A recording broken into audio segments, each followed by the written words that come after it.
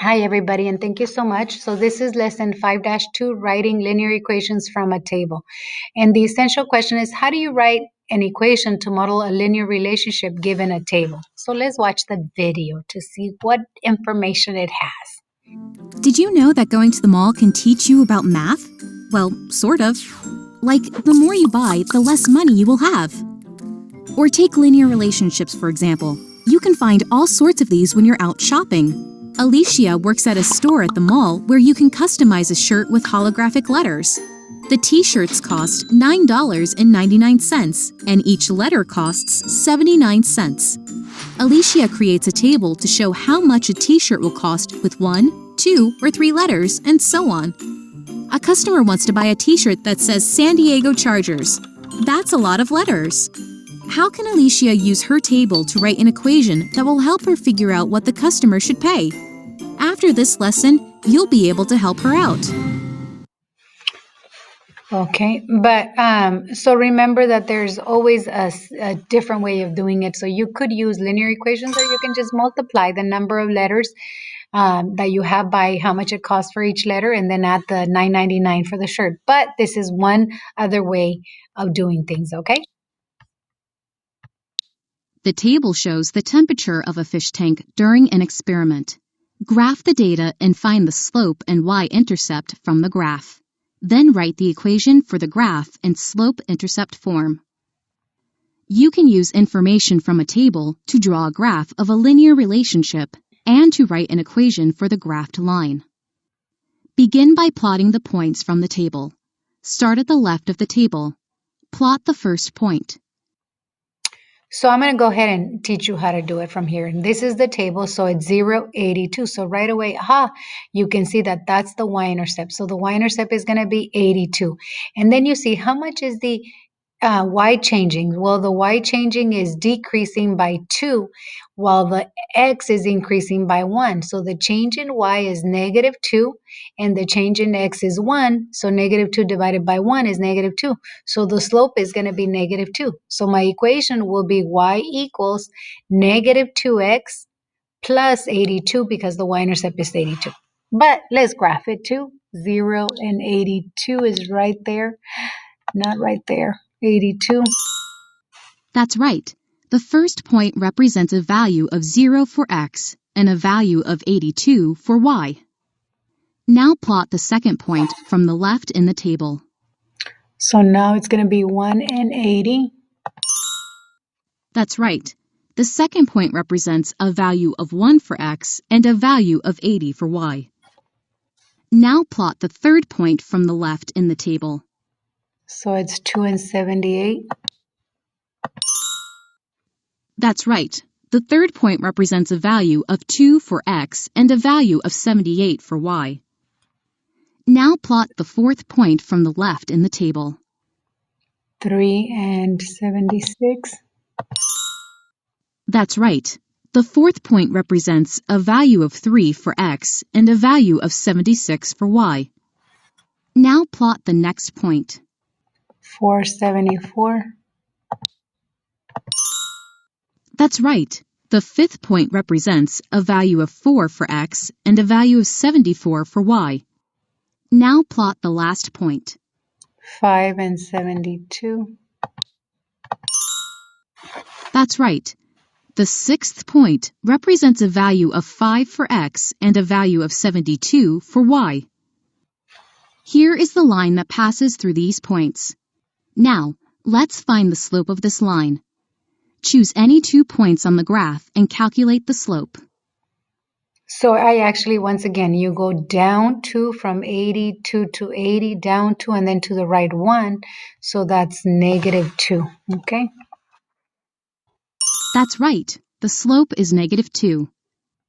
Next, we need to find the y-intercept of the graph. So the line intersects the y-axis at 82, so you just put 82. Yes, that's right. The y-intercept is 82. Now that we know the slope and the y-intercept, we can write the equation of the line in slope-intercept form. Okay, so remember the slope is -2, so the number next to the x is -2. Yes, great job. Let's interpret our results. So what is the meaning of the slope? That's a rate. So the temperature is increasing. Ooh, but this one says decreasing. Because it's negative, that means it is decreasing. Um, and then what is the meaning of the y-intercept? The water temperature was 81 at the beginning of the experiment, or the temperature is decreasing. Nope, the water temperature was at the beginning, 82 degrees.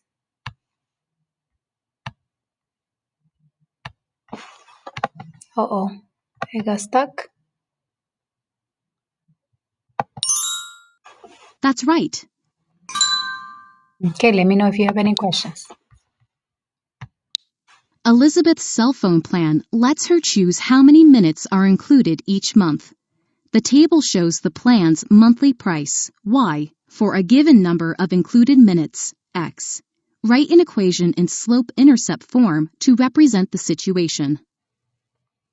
The information in a table can be used to write the equation that represents a given situation without having to draw the graph first. Does the price increase at a steady rate? Okay, let's see. Yeah, this one, the price goes up by 6, 6, 6, 6. Yep, 6. And then the X, 100, 100, 100. So it's the same. So it does increase. Yes, that's right. What is the change in price for each additional 100 minutes on this plan? So for each 100 minutes, you pay $6 more. So $6 more. That's right. Because there is a steady rate of change, we know that this relationship is linear. Now, use the slope formula to find the rate of change. So remember, the change in y is, this is the y. So from 14 to 20, that was 6. And then the x changed from 100 to 200. That's 100. So then when we divide 6 divided by 100 is 0.06. Okay? 6 hundredths. That's right. Next, find the y-intercept. Now, You can find this by substituting the slope and any point from the table into the slope-intercept form of a line. but I don't like to do that because it's a lot of work. So what I do is I just go backwards. So notice on the X minutes is going by 100. So if I go back 100, then I'm going to have 0. So if I have to go from 14 to go backwards, that one is changing by 6. So 14 minus 6, what is it, 8? So I think the y-intercept is 8 because it's going back by 6. That's right. The y-intercept is 8. Now that we know the slope and the y-intercept, we can write the linear equation that represents this situation. So now the slope is 0.06x, and then the y-intercept is 8, so I put plus 8, okay? No, the equation is y equals 0.06x plus 8.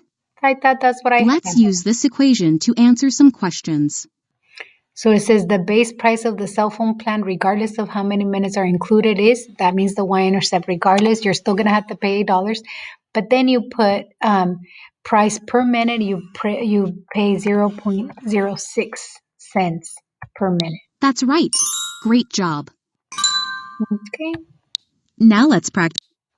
And so now it says, so complete the description of how you can use the information in a table showing a linear relationship to find the slope and y-intercept for the equation.